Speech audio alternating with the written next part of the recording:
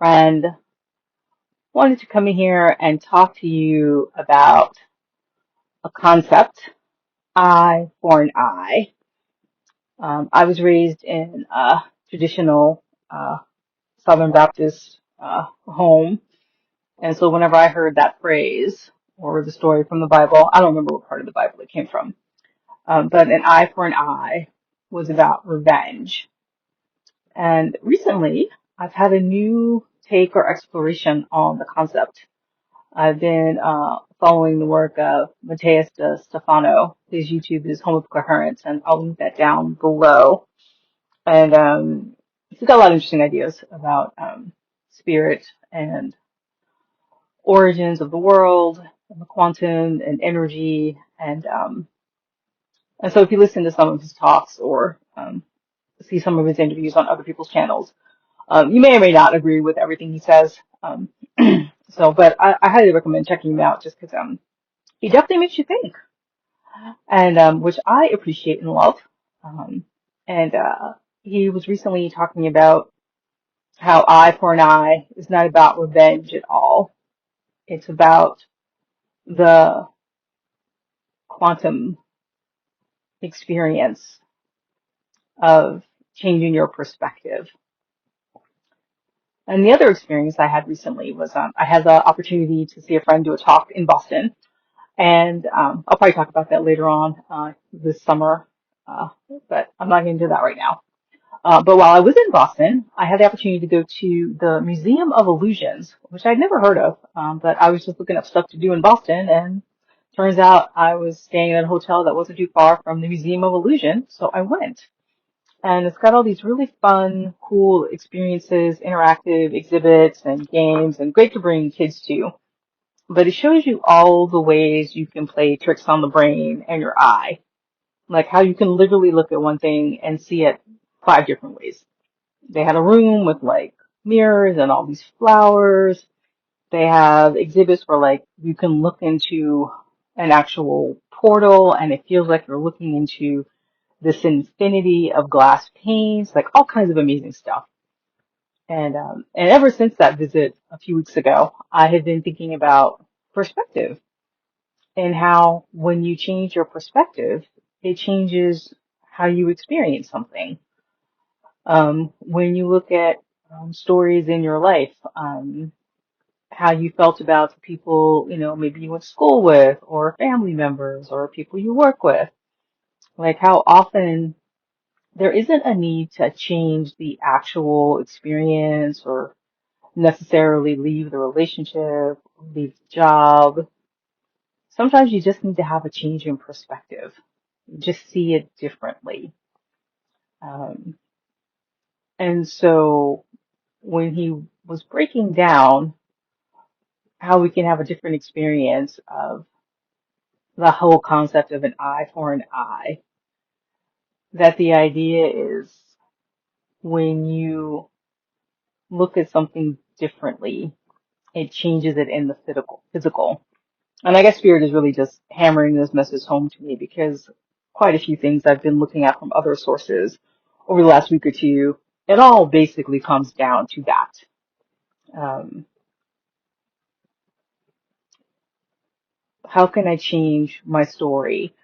One of the other things I've been doing, and I'll also put a link down below to that, is in the Divinely Aligned Club run by Courtney Kairos. I've been doing her chosen container, which initially was only going to be open for April, but now it's going to be open indefinitely. So when you get this link, hopefully it'll still be available. I don't know how long the container is going to be open, but so if you get it April, May, or maybe even later this year, I'm sure you'll probably still have access to it. So I'll put my affiliate link down below.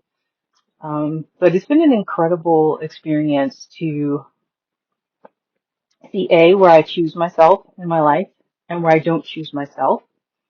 And so often how I make that choice is really determined by the stories I tell about myself or how I expect other people to respond to me in my world. How I expect coworkers to act or how I think my siblings are going to respond. And all I need to do to change is to just be open to literally look at it differently. to see it just be, well, it's just an experience. Like I don't have to have a story attached to it. I don't have to make up all these things about it. But that's natural too. Like that's what the brain does. It assigns meaning to things to make sense of our world. You know, that's how we learn. That's how we grow. We have so many things coming at us. Our brain has to distinguish and decide so that we can function in the world. But we just have to find the balance that there's, you know, what you need to do to get through the day. You know, like I know my body needs to be able to function a certain way, breathe, you know, allow me to eat and, you know, sleep and drink water and all that kind of stuff. You know, my brain needs to know like what water is, what food is, that kind of stuff. Um, but I also need to be able to go beyond that ability when it comes to my emotional inner world, when it comes to seeing how I want to be in relationships with friends, family, coworkers, to not always assume that, to not always assume that the past is precedent, because that's not necessarily the case. Like if I really take on that every new moment is actually a new now moment. And if I can go into that new now moment without any expectations, does that allow me to show up as my true full self, to be my true authentic self, unfiltered? Like that's one of the things we've been looking at in the game of Chosen this week is like, how can we have our light and have it be unfiltered? How can we show up in a way that gives us permission to do that? And what changes when we do that? How do I change? How does my role change? And can I really be free on the inside, even if none of my physical circumstances actually change for like the next 30 or 60 days, say? Like, ask yourself that question. Like, is there a way to not just be at peace with that, but to thrive, to actually feel joy, expansion, be open and curious to the unexpected?